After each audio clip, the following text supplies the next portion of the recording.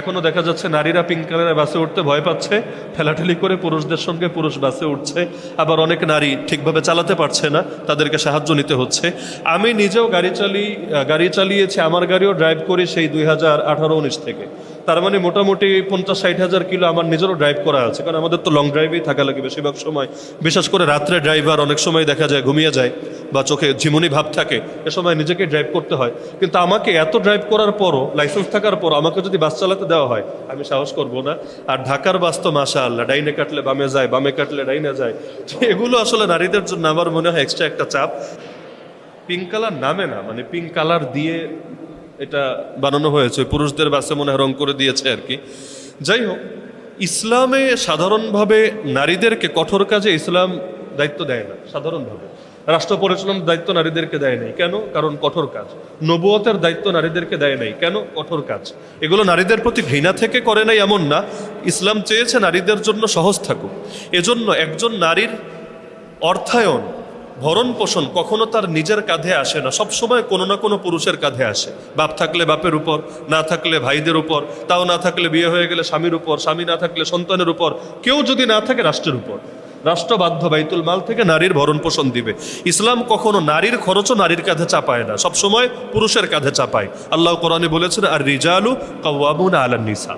এরপরও যদি নারীরা কখনো কাজ করতে চায়, সুযোগ আছে, কিন্তু সেটা অবশ্যই পর্দার সঙ্গে, শালীনতার সঙ্গে হওয়া উচিত। যেমন অতীত যুগেও হয়েছে, নারীরা বিভিন্ন ক্ষেত্রে বিভিন্ন অবদান রেখেছে। কেউ হাতের কাজ করত, সেলাই করত, বিভিন্ন কাজ করত, যার দ্বারা দেশ ও জনগণ উপকৃত হতো। তো বাস চালানো, পাথর ভাঙা, দিনমজুরি করা, কোদাল দিয়া মাটি কাটা, এই কাজগুলো যদি নারীদেরকে দেওয়া হয়, পুরুষের জন্য চাপ কমবে, সন্দেহ নাই। কিন্তু এর দ্বারা আসলে নারীদের কতটা অনুগ্রহ হয় আল্লাহই ভালো জানে। কারণ কষ্টের কাজ, আল্লাহই নারীদের দেহটা এমনভাবে বানিয়েছে, এটা কষ্টের কাজের জন্য খুব একটা উপযুক্ত না। বিশেষ করে তাদের ঘরের চাপই এত বেশি থাকে। কেউ যদি বাচ্চা কাচ্চার হক আদায় করতে চায়, আর বাচ্চার হক নারীরাই আদায় করতে পারে, পুরুষরা 10 জন পুরুষ মিলেও একজন মায়ের শূন্যতা পূরণ করতে পারবে না। এটাই স্বাভাবিক। 10 পুরুষও যদি চেষ্টা করে, একজন মায়ের শূন্যতা কখনোই পূরণ করা পসিবলই না। এজন্য যেই বাচ্চারা মায়ের কাছে বড় হয় না, ওই বাচ্চারা একরকম হয়, আর যারা মায়ের আদরে মায়ের কোলে বড় হয় তারা আরেক রকম হয়। এজন্যই তো কথা আছে, তুমি আমাকে শিক্ষিত মা দাও, আমি তোমাকে শিক্ষিত জাতি উপহার দেব। বাপের ব্যাপারে কিন্তু বলে নাই তুমি শিক্ষিত বাপ দাও, আমি শিক্ষিত জাতি উপহার দেব, বরং তুমি শিক্ষিত মা দাও, আমি শিক্ষিত জাতি উপহার দেব। কারণ সন্তানের প্রথম বিদ্যালয় হলো মায়ের কোল। এজন্য মা যত ভালো হয়, সন্তানরা আলহামদুলিল্লাহ তাদের জন্য ভালো হওয়াটা তত সহজ হয়। তো নারীদের জন্য এই দায়িত্বটাকে ছোট করে দেখার সুযোগ নেই। অনেকে ঘর দেখাকে ছোট মনে করে, কিন্তু আপনি বিষয়টা খেয়াল করেন, ঘর দেখা কেন ছোট হবে? দুনিয়াতে যারা বড় হয়েছে নারীদের অবদানেই বড় হয়েছে।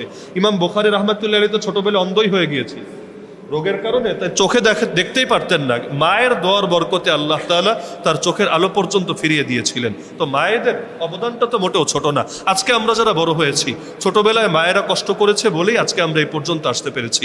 তাহলে নারীদের জন্য সরকারের পক্ষ থেকে সবচাইতে বড় অনুগ্রহ হবে, নারীরা ঘরের ভেতরেই কিভাবে ভরণ পোষণ ঠিকভাবে পায়, মূল্যায়ন পায়, সমস্ত নির্যাতন থেকে তারা মুক্ত থাকে, এবং যে কোনো ক্ষেত্রে ক্ষতিগ্রস্ত হলে তারা রাষ্ট্রীয় এবং আইনি সেবা পায়, এটা নিশ্চিত করা। এখন তাদেরকে রাস্তায় নামিয়ে দিলে কাজ হবে, কিন্তু এতে লাভ কতটুকু হবে আল্লাহ ভালো জানে। বিশেষ করে এখন সরকার যে উদ্যোগটা নিয়েছে পিঙ্ক কালারের বাসের ক্ষেত্রে, এটা সম্ভবত এমন যে সবাই নারী থাকবে, হেল্পারও নারী, কন্ডাক্টরও নারী, তারপর চালকও নারী, সবই নারী। এটা অবশ্যই নারীদের নিরাপত্তার বিষয় মাথায় রেখেই করা হয়েছে, যতটুকু আমরা বুঝি। নিয়াত ভালো, কিন্তু আসলে কতটুকু বাস্তবায়ন হবে আল্লাহ ভালো জানে। এখনো দেখা যাচ্ছে নারীরা পিঙ্ক কালারের বাসে উঠতে ভয় পাচ্ছে, ঠেলাঠেলি করে পুরুষদের সঙ্গে পুরুষ বাসে উঠছে। আবার অনেক নারী ঠিকভাবে চালাতে পারছে না, তাদেরকে সাহায্য নিতে হচ্ছে। আমি নিজেও গাড়ি চালিয়েছি, আমার গাড়িও ড্রাইভ করি সেই 2018-19 থেকে। তার মানে মোটামুটি 50-60 হাজার কিলো আমার নিজেরও ড্রাইভ করা আছে, কারণ আমাদের তো লং ড্রাইভেই থাকা লাগে বেশিরভাগ সময়। বিশেষ করে রাত্রে ড্রাইভার অনেক সময় দেখা যায় ঘুমিয়ে যায় বা চোখে ঝিমুনি ভাব থাকে, এ সময় নিজেকে ড্রাইভ করতে হয়। কিন্তু আমাকে এত ড্রাইভ করার পরও, লাইসেন্স থাকার পর আমাকে যদি বাস চালাতে দেওয়া হয়, আমি সাহস করব না। আর ঢাকার বাস তো মাশাআল্লাহ, ডাইনে কাটলে বামে যায়, বামে কাটলে ডাইনে যায়। এগুলো আসলে নারীদের জন্য আমার মনে হয় এক্সট্রা একটা চাপ। তো সরকারি ভালো জানে যে তারা আসলে থেকে করেছে। তবে নারীদের ড্রাইভ না জায়েজ না, ভালোভাবে না জায়েজ না, এই ফতোয়াটা ক্লিয়ার থাকা দরকার।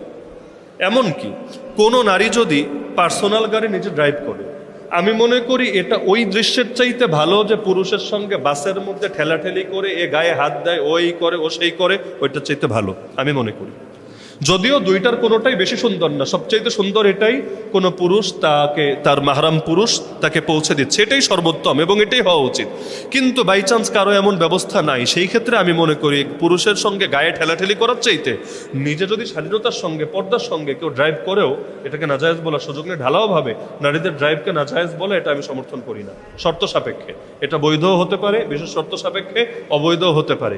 যদি সেটা পর্দার বিধানকে লঙ্ঘন করে, স্বাধীনতাকে লঙ্ঘন করে, যদি সেটা সমাজের মধ্যে ফিতনা সৃষ্টি করে, তাহলে ভালো মন্দ উভয়টাই আছে।